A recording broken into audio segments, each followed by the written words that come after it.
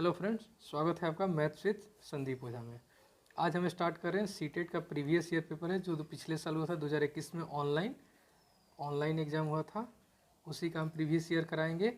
देखिए, सबसे पहले डेट में हुआ था 20 दिसंबर को हुआ था पेपर 1 to 5 का। उसमें हम देखते हैं पहला क्वेश्चन है कि एक विभाजक के प्रश्न में भाजक जो है, सबसे पहले हम देख लेते हैं कि भाजक, भागफल और शेषफल क्या होता है। तो देखिए, ये हमारा भाजक होता है, ये हमारा भागफल होता है, ये भाज्य होता है जो हम भाग देते हैं, और ये हमारा जो बचता है वो शेषफल बोला जाता है उसको। ठीक है, तो अब बोल रहा है कि भाजक जो है, यानी कि ये जो है भागफल का 5 गुना है, इसका कितना है 5 गुना है। ठीक है, जैसे जैसे क्वेश्चन हम डायग्राम बनाते जा रहे हैं, 5 गुना है। और शेषफल का 4 गुना है, इसका कितना है ये 4 गुना है। यानी जो भाजक होगा वो भागफल का 5 गुना होगा और शेषफल का 4 गुना होगा। ठीक, यदि शेषफल 5 है तो देखिए शेषफल का मान दिया हुआ है कितना 5। ठीक है, इसको एक बॉक्स में बना लेते हैं। शेषफल 5 दिया हुआ है, तो जो भाजक है वो शेषफल का कितना गुना है 4 गुना। तो जब ये 5 है तो ये कितना हो जाएगा 5 का 4 गुना 20 हो जाएगा। अब जब भाजक इस शेषफल से 20 हो गया तो आप बताइए भागफल क्या होगा जिसका 5 गुना 20 होगा। तो सिंपल है 4 का 5 गुना 20 होता है। अब देखिए हमारा तीनों मान निकल गया, भाजक भी निकल गया, भागफल भी निकल गया और शेषफल निकल गया। तो भाज्य पूछ रहा है, तो देखिए भाज्य का फॉर्मूला होता है भाज्य बराबर भाजक गुना भागफल प्लस में शेषफल। ठीक है, तो इस पे हम इन सब को मान रख देते हैं। देखिए भाजक कितना है हमारा 20 है, भागफल कितना हमारा 4 है, सॉरी प्लस, और शेषफल कितना है 5 है। तो 20 चौका 80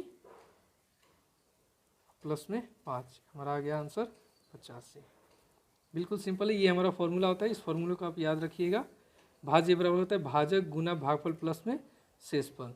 भाजक ये होता है, भागफल ये होता है, भाज्य ये हमारा पूछ रहा है और शेषफल है। तो शेषफल का मान दिया हुआ है 5, तो 5 का 4 गुना 20 होता है जो कि क्वेश्चन में दिया हुआ है। जो भाजक है शेषफल का 4 गुना है, तो 5 का 4 गुना 20 हो गया। उसके बाद जो भागफल का, भाजक जो है भागफल का 5 गुना है, यानी ये जो भाजक है भागफल का 5 गुना है। तो जब ये मान हमारा 20 निकल गया है तो ये 4 यहाँ रखेंगे तो 4 का 5 गुना होता है 20। तो देखिए हमारा तीनों मान निकल गया, उसके बाद हम यहाँ रख दिए, हमारा आंसर आ गया। ये नेक्स्ट क्वेश्चन है हमारा क्वेश्चन नंबर 2। इसमें क्या है कि 5 क्रमागत संख्याओं में दूसरी संख्या 49 है। देखिए 5 क्रमागत संख्या, क्रमागत संख्या मतलब होता है कि एक क्रम में चल रहा है।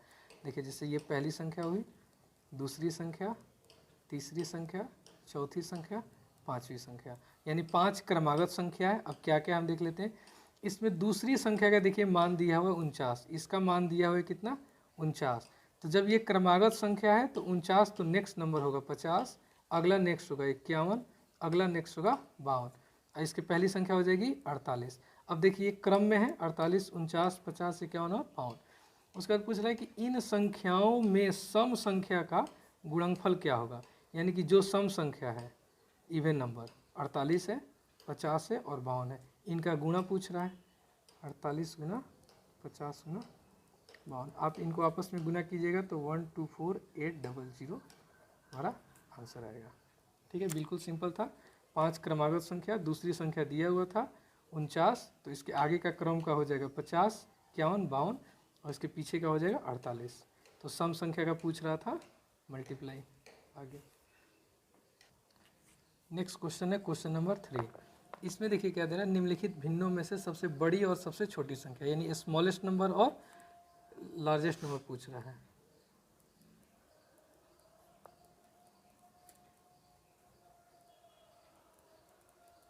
ठीक है, कौन सी इस भिन्न में, कौन सी भिन्न सबसे छोटी है और कौन सी भिन्न सबसे बड़ी है, ये पूछ रहा है। इसका एक ट्रिक होता है सिंपल।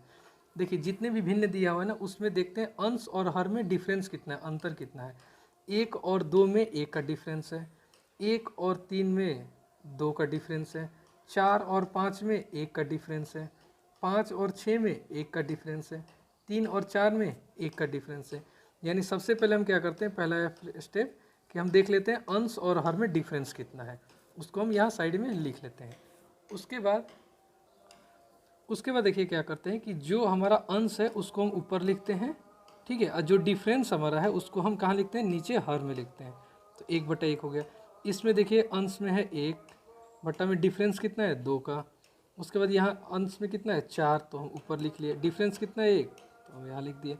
अंश में कितना है 5, तो हम 5 ऊपर लिख दिए। डिफरेंस जितना है उसको नीचे लिखते हैं। 3/4 में 3 देखिए अंश ऊपर रहेगा और जो डिफरेंस है उसको नीचे लिखते हैं। अब अगला स्टेप क्या होता है, उसके बाद अगला स्टेप होता है कि जो भी डिफरेंस है, जैसे इसमें 1 का डिफरेंस है, इसमें 2 का है, इसमें 1 का, इसमें 1 का, इसमें 1 का, इन सारे डिफरेंस का हम एलसीएम निकाल लेते हैं। ठीक है, तो देखिए 1 2 1 1 1 का एलसीएम अगर आप निकालिएगा तो कितना होगा 2।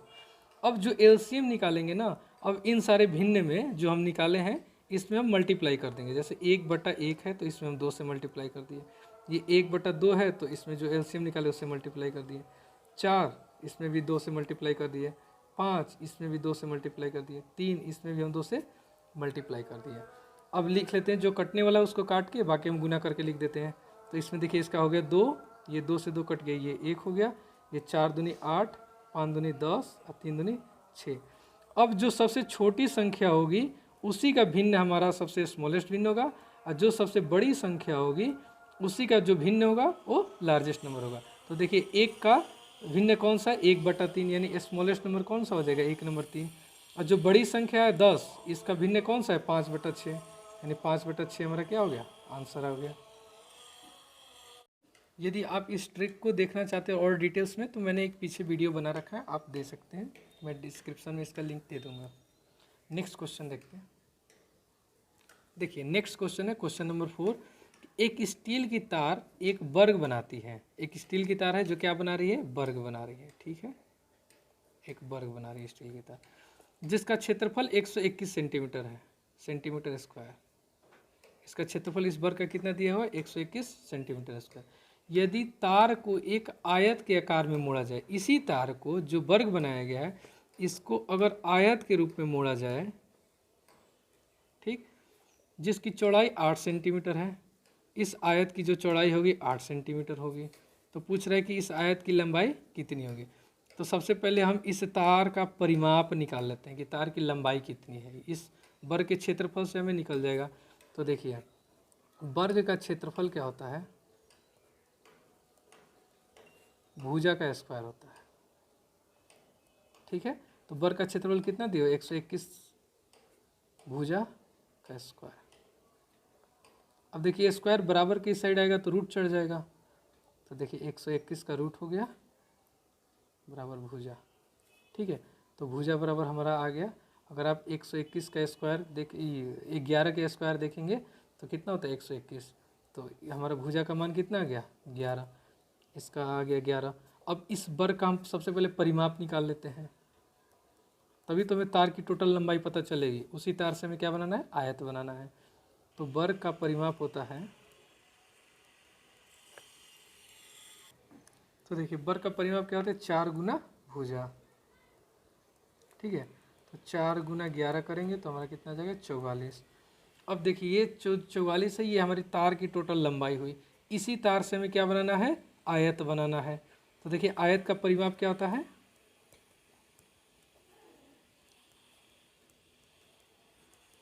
आयत का परिमाप बराबर 2 × L + B, लंबाई प्लस चौड़ाई।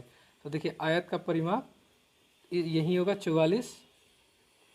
ठीक है, ये आयत का परिमाप मतलब क्या होता है कि टोटल लंबाई। तो टोटल लंबाई कितनी है तार की 44, तो 44 बराबर 2 × L, L तो हमें निकालना है, प्लस B चौड़ाई दिया हुआ है 8। तो देखिए 2 से ये कट जाएगा 22 बार में। ठीक है, देखिए L बराबर ये 22 है इधर, ये 8 इधर प्लस में, इधर आएगा तो क्या हो जाएगा माइनस में हो जाएगा, बराबर कितना हो जाएगा 14 हो जाएगा, 14 सेंटीमीटर आंसर है। ठीक है, बिल्कुल सिंपल था। देखिए आयत वर्ग का क्षेत्रफल दिया हुआ था कितना 121 सेंटीमीटर स्क्वायर, तो वर्ग के क्षेत्रफल से हम उस तार की टोटल लंबाई यानी कि परिमाप निकाल लिए। तो देखिए भुजा का मान निकल गया क्षेत्रफल से, उसके बाद हम वर्ग के परिमाप का फॉर्मूला लिखे 4 गुने भुजा, तो इससे हमारा क्या निकल गया, वर्ग का परिमाप, यानी इस तार की टोटल लंबाई। अब इसी तार से हमें क्या बनाना है, आयत बनाना है, यानी कि इसका जो परिमाप है या तार की लंबाई है वही इसमें भी यूज होगा। तो देखिए आयत का परिमाप बराबर 2 × L+B।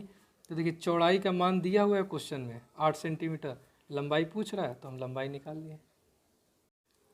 देखिए नेक्स्ट क्वेश्चन है क्वेश्चन नंबर 5। इसमें क्या है कि एक कक्षा में 60 विद्यार्थी इस प्रकार है कि लड़कियों की संख्या लड़कों से दुगनी है। देखिए एक वर्ग में कितने बच्चे हैं, 60। इसमें देखिए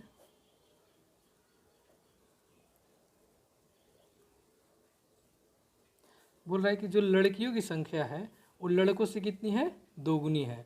ठीक है, तो देखिए बॉय हो गया 20 और लड़कियां हो गई 40, बिल्कुल सिंपल है, यानी कि 20 दूनी 40, दोगुना है 40 और 20 कितने होते हैं, 60।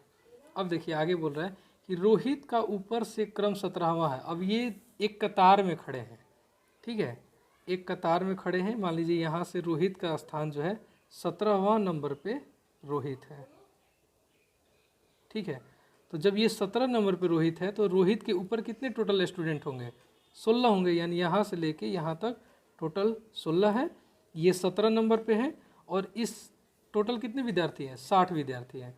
तो यदि रोहित से पहले 9 लड़कियां हैं तो उसके बाद कितने लड़के, यानी रोहित के बाद कितने लड़के हैं। तो सबसे पहले तो हम यहाँ ये देखते हैं कि रोहित के बाद टोटल स्टूडेंट होंगे कितने। तो रोहित के ऊपर तो 16 हो गए, रोहित एक हो गया 17, इनके नीचे हो जाएंगे आपका टोटल 60 में 43। आप काउंटिंग कीजिएगा, यानी कि 60 में से अगर आप 17 को घटाइएगा, 17 को घटाइएगा तो कितना आएगा, 43। अब देखिए इस 16 स्टूडेंट में कितने बॉय हैं और कितने गर्ल हैं, हम सबसे पहले ये लिख लेते हैं। तो देखिए यदि रोहित से पहले, यानी कि रोहित से ऊपर जो है 9 लड़कियां हैं, यानी कि 9 गर्ल हैं, और तो जब 16 में से 9 लड़कियां हुई तो बॉय कितने हुए, बॉय हो गया आपका 7।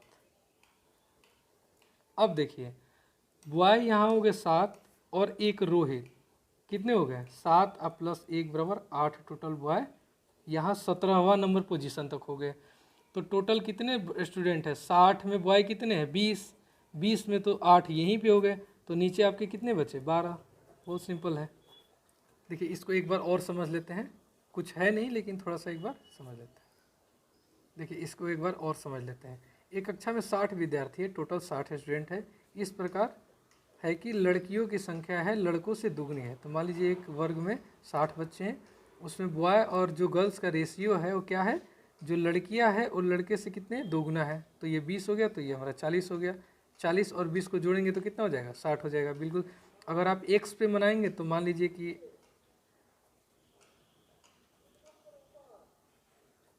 ठीक है, अगर मान लीजिए कि बॉय को आप x मान रहे हैं तो जो लड़कियों की संख्या लड़कों से कितनी है, दोगुनी है, तो ये 2x हुआ, यानी x अब प्लस 2x बराबर आपका 60 होता है। तो 3x बराबर आपका 60, तो x बराबर आपका कितना हो गया 20। यहाँ से भी आप देखेंगे तो आपका वहीं आएगा सेम, ठीक है। अब आगे बोल रहा है कि जो रोहित है उस वर्ग में उसका ऊपर से 17 नंबर पे उसका पोजीशन है। तो रोहित जब 17 नंबर पे, तो रोहित के ऊपर तो 16 बच्चे हुए। अब इन 16 बच्चों में 9 लड़कियां हैं, तो लड़के कितने हुए, 7 हुए, ठीक है। उसके बाद बोल रहा है क्वेश्चन में कि जो रोहित के बाद उस क्रम में कितने बॉय हैं, लड़के कितने हैं।